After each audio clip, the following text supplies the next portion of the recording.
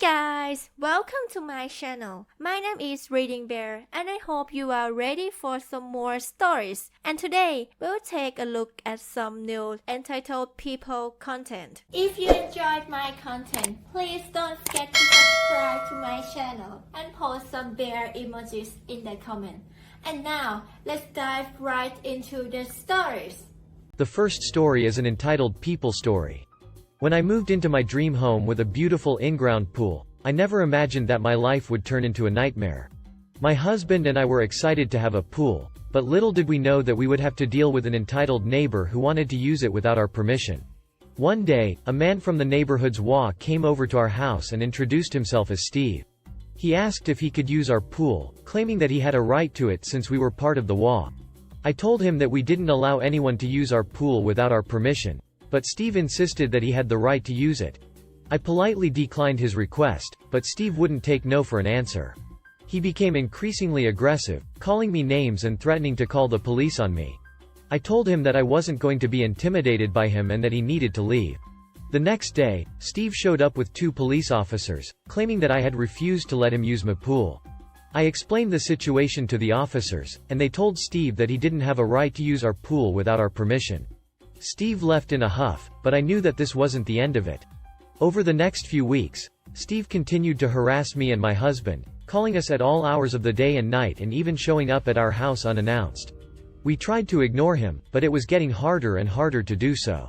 One day, my husband and I came home to find that Steve had broken into our backyard and was swimming in our pool. I was furious and called the police immediately. When they arrived, Steve refused to leave and even tried to fight one of the officers. In the end, Steve was arrested for trespassing and assault, and we were finally able to get a restraining order against him. It was a huge relief, but we knew that we would never be able to relax until we had some kind of security system in place. We installed security cameras around our property and made sure that our gate was always locked. It gave us some peace of mind, but we were still on edge every time we heard a noise outside. Then one day, while we were at work, our security system alerted us that someone had broken into our backyard again. We rushed home and found that our pool had been completely destroyed. The tiles were shattered, the water was murky and green, and there were beer cans and trash all over the place. I was heartbroken and angry. We had worked so hard to create a beautiful backyard oasis, and now it was ruined. But we weren't going to let Steve or anyone else get the best of us. We called the police and filed a report, but we knew that it was going to take a lot of money and effort to fix the damage. We started a GoFundMe page and were amazed by the outpouring of support from our friends, family, and community. With the help of our supporters, we were able to repair our pool and install even more security measures around our property. We felt safer and more secure than ever before, and we knew that we had the strength to stand up to anyone who tried to bully us. The next story is titled "You Wanna Send Me Home?" Sounds good. So I was a sarcastic and easily annoyed guy in my 20s, and this often didn't help me get along with older or corporate types. I was working at a certain pumpkin-colored big box home improvement store one spring, in the flooring department. It was just starting to get warm out and the store didn't have much AC, so I was looking forward to a magical date where certain employees were allowed to switch their pants for shorts. Problem is that we had a new department manager, I'll call him Dick, who was aggressively chasing a promotion to assistant manager, then store manager. He thought he could accomplish that by being a super by-the-book hardass and being relentlessly metrics-focused. This translated into a manager who was a know-it-all, micromanaging Dick. Anyway, I'm scheduled to open at 5 a.m. one day on the fabled day of cooler bottom wear and I walk in all light and airy and bare-legged. Dick, who was overnight manager the previous night, saw me and threw a fit. "Why are you out of uniform?" he asked. "I'm not. I can wear shorts starting today," I proclaimed. "Not your position in your department. Who told you that you could?" he retorted. "The employee handbook and SOP? I can show you if you don't believe me," I offered. "I know the SOP in your department doesn't get to wear shorts. That's only garden. Go home and change right now," he demanded, face getting redder from my defiance. "Okay Dick, if that's how you want to play it. I'll be back in an hour." I sighed. Maybe the loss of an hour of pay will teach you something. So, I know better. The reason I know better is because I'm one of the weirdos who actually read the entire standard operating procedure document, the employee handbook, which is actually just a subsection of the SOP, and I really hate being wrong. So I checked the SOP before doing anything different day to day. In my store, the SOP was like invoking God. If the SOP said so, that won every single argument. So, I go home, change into pants, but bring my shorts back to work with me. By now, Dick's shift is over, and I ask the new morning manager on duty, Darren, to meet with me. Why? What's up? Oh, just an SOP issue. Oh. Okay. Give me like 10 minutes? So, I swung by my desk and printed out several things. My latest pay stub that included my official job title and department number. The company directory that listed the department names and their associated numbers. The SOP that dealt with when and which departments' employees can wear shorts. The annual email from the regional VP confirming which departments could wear shorts starting when, which also included the line, and this letter is to be posted at the time clock between the dates of XXXXXX. The SOP detailing the company transportation and mileage reimbursement policy. A Google Maps route that mirrored the route I take to and from work, with the total mileage highlighted. So, I meet with Darren and explained what happened and handed him each page in turn as they became relevant. At the end, we agreed that I was right on every single account and asked me what I wanted. I want the time. I was turned away before I could clock in, so I want to be paid starting at 5 a.m. Feel free to check the CCTV if you want to confirm when I arrived. I want the mileage, because Dick sent me on essentially a company errand with my own vehicle through no fault of my own. I want this letter posted at the clock, like it says it's supposed to be. I want you to talk to Dick about this, because I told him this was the SOP before he sent me home. I'm changing back into my shorts. All of that sounds more than fair. Get the paperwork for the clock adjustment and mileage to me today and I'll sign it. The letter mysteriously went missing from the time clock the next day, but I replaced it every day until I happened to see Dick angrily snatch it off the board and throw it away. I reported that as well and the letter stopped going missing. He didn't talk to me much and I was transferred to another department a month later, so all in all win-win I think. The next story is titled Mom Kidnapped Our Kids and said she didn't know it was against the rules. So my wife and I have 2 kids, a nearly 3-year-old, and a 18-month-old. We won a cruise to the Bahamas for 2, meaning the kids couldn't go. My mother volunteers to watch the kids. Great, it's all settled, we're going to get away for a week and have some time for ourselves. As the date approaches, Mom starts talking about having the kids at her house for the week. We told her we were under the impression that she was going to be at our house. All the kids' stuff is here, our home is a single story and east to track the kids in, it's significantly closer to all of their doctors for emergencies, we're talking 20 minutes versus an hour and a half, and our house is baby-proofed where hers is not. So we said we really felt they should be at our house and if that didn't work for her we would make other arrangements. She said our house was fine, but days later says she would like to be at her house because my siblings who still live with her could help watch the kids. These are the same siblings who we were told needed to be instructed on how to be nice to toddlers, which is why we weren't invited to Thanksgiving. No thanks, we'll get you support through our own channels, people you know and like who can pop in to get you relief and help out. We leave for our trip, though as we are showing Mom where everything is and going over food and snacks, she's more interested in playing with the kids than learning where the diapers are. So day 1 in the boat, my wife uses the boat's internet to do a video call to check on the kids. All seems fine, but my mother tells her not to call again for the rest of the trip because it may upset the children. My wife doesn't tell me about that part of their convo right away, but as soon as she does, we call her back. When she answers, she's at her house, with the kids and you can see brand new kids apparel and paraphernalia in the background. I asked her what happened and she tells me she was really sick and thinks she got norovirus, WTH. Super nauseous, it was all she could do to call her brother who lives 5 minutes from me to have him pack the kids in my wife's car and drive an hour and a half to her house. So, you were so sick that you couldn't watch the kids, but you could drive home in a car that wasn't yours and endanger kids that aren't yours in the event that you pass out, or spontaneously start vomiting while on the freeway, potentially killing our children. Why didn't you call the list of people who said they'd come help?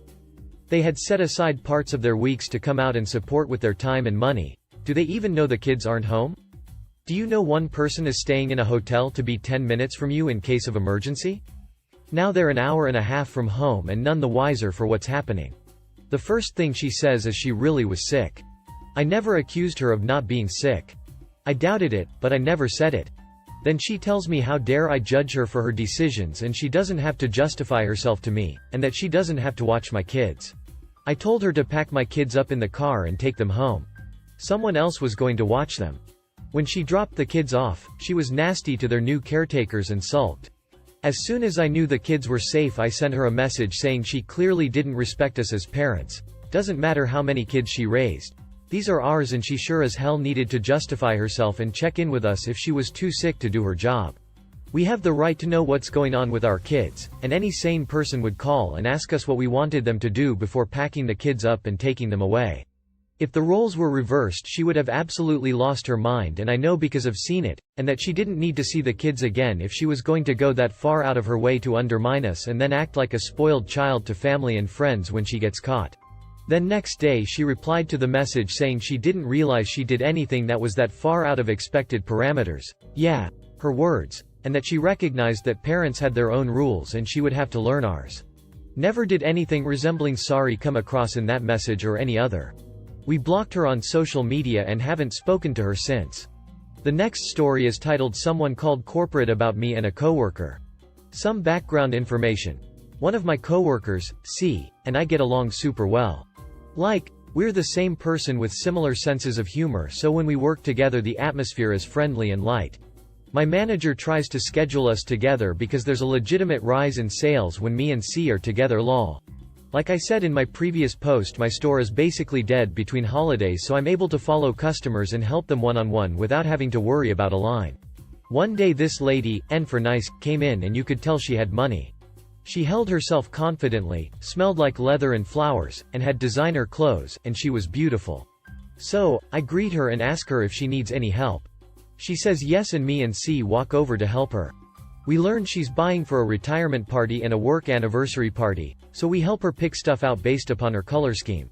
I make small talk and learn her son is learning about noble gases and his favorite gas is sulfur hexafluoride, makes your voice deeper. Opposite of helium, and I reply, my least favorite gas is my dad's. I know, it's a dumb joke but everyone loved it. N was fairly short, so she thanked us for helping her. I'm 6'0", he's 6'4", and asked where the retirement and gag stuff is. I pointed out and offered to keep her 2 carts of stuff in the front, which she thanks me for. I stay up at the registers now because somehow a small line formed, and I heard more chatting and laughing coming from C and N. N comes up and cashes out. Nearly $450 worth of stuff. Our average purchase is around $30, so this was a godsend. I get to the end and scan a coupon, 25% off entire purchase, and brings her total down about $120, and she almost hugs me. She's so happy. She would have, but she couldn't reach me lol. I offer to help her take everything to her car and C holds open the doors for us, and she talks the whole time about how she's doing all the errands today, so she's sorry if the truck is a little messy. I say it's fine with a little laugh. Guys, I'm not a car person, but this thing was huge. It was the same size as a pickup truck with a cool hatchback trunk. And it was so clean. I climbed in and played Tetris around dry cleaning and groceries. I legitimately climbed in at least 4 feet into the trunk. She kept thanking me and complimenting me and C and asked for the number to corporate so she could compliment us. Unfortunately, it's not on the receipts and I don't know it off the top of my head. She ended up Googling it herself, and my district manager came in a few days later to thank us because the lady left a stunning compliment about us. The next story is titled My Coworker Was Prostituting During Her Shift. This happened years and years ago, and another post reminded me of it. Myself and this coworker, who I'll call Amy, worked night audit. Amy worked 1 night a week so I could have a day off. I worked 6 nights a week at 10 hours a day. Overall, it was a sweet gig. I wasn't a manager, but I had access to everything in the building and camera permissions. My manager and the owner had camera access as well, but whenever something came up that we would need to pull footage, they would delegate it to me. Anyways, Amy has been working for nearly a year now. Things were great. She'd never call in and expressed how working 1 night a week at the hotel was super stress-free for her. Well, one day I get a call from Amy. Something's come up and she can't go in, and if we could swap shifts. Absolutely. Everything's normal when I arrive and I go about my routine until the clock strikes midnight. Enter John Doe. I spy him walking up to the desk, so I pop out to greet him. He looks shocked upon seeing me. I thought Amy was working tonight? Huh. I guess since our night schedule hasn't changed in forever, even a regular may have noticed. Sorry sir, Amy had an emergency earlier and called in. Can I check you in? closing parenthesis. Smiley face. Sure. Check-in complete and he goes on his way. 30 minutes later another man enters, James Doe. I pop out and greet him. Same thing. I thought Amy was working? No, sir, she had an emergency earlier and wasn't able to make it. Oh, can I cancel? Sure, okay. As I begin canceling I ask James Doe if Amy's absence was the reason he didn't want to stay. It puts him on edge. Oh, well, she provides great customer service and without her here, there's no point being here. Okay sir. Cancellation complete and James Doe leaves. One time sure, twice though? I still have James Doe's cancelled reservation up, so first back search the name. This dude has stayed nearly every week, same day, checking in at about the same time for the last 8 months. I search John Doe, similar results. Curiously fully piqued and a gut-sinking feeling I go over to the computer that handles the cameras. I go back to last week and watch Amy's shift. I watch and see Mr. John Doe arrive, check in, and go into his room. Meanwhile, I watch Amy get out the "back in 5 minutes" sign, place another piece of paper over it, and go into Mr. John Doe's room. I'm asking myself what was going on and forward the cameras. She's in there for nearly 15 minutes before she reappears in the hallway looking slightly disheveled. Worried, I watch her return to the desk, pull the sign back down and I'm able to zoom in and see the sign. Please call Amy's phone number for service. What the? Mr. James Doe arrives. Same thing, he goes to the room and Amy shortly follows. 15 minutes later she returns to the desk. This continues for several more men during the night. I watched other guests come to the desk, see the sign, get confused but call the number. I watched Amy dash out of guest rooms and back to the desk to assist them but go back to the room she had ran out of. I go back another week, and another, and another. It's the same routine. I decided I've seen enough and copy some of the footage and email it to the owner and my manager. I'm super concerned but I know I've stumbled onto something that was way above me. I then call my manager, tell her I'm sorry for calling at such a forsaken hour but she needs to look at what I've sent her. She says she will and hangs up. 10 minutes later she texts me telling me to not breathe a word and go about as normal, it's being handled. So I go about as normal. A few weeks later I get a call from my manager asking me if I could please cover Amy's shifts for the foreseeable future. I say, sure, but can I be told why? What's happened? Amy was fired. Due to the possible legalities that could come out of this, she could not be allowed on shift any longer. She had been called in and confronted. She came clean and confessed that she had, indeed, been prostituting herself out. She actually had a system down with her clients. They had appointments. She had been making a killing and she had been doing this for the last 10 months. The owner and Amy came to the agreement that she wouldn't contact them for a referral, no cops, no legalities. She left quietly, she even contacted her clients and told them she no longer worked at the hotel. She wasn't a bad person at all. Never had a bad review or complaints regarding her and her audits were always spotless. I was a little bummed to see her go and it took forever to get another person hired to work so I could take days off. If you enjoyed the video, please subscribe to the channel and post some bear emojis in the comments.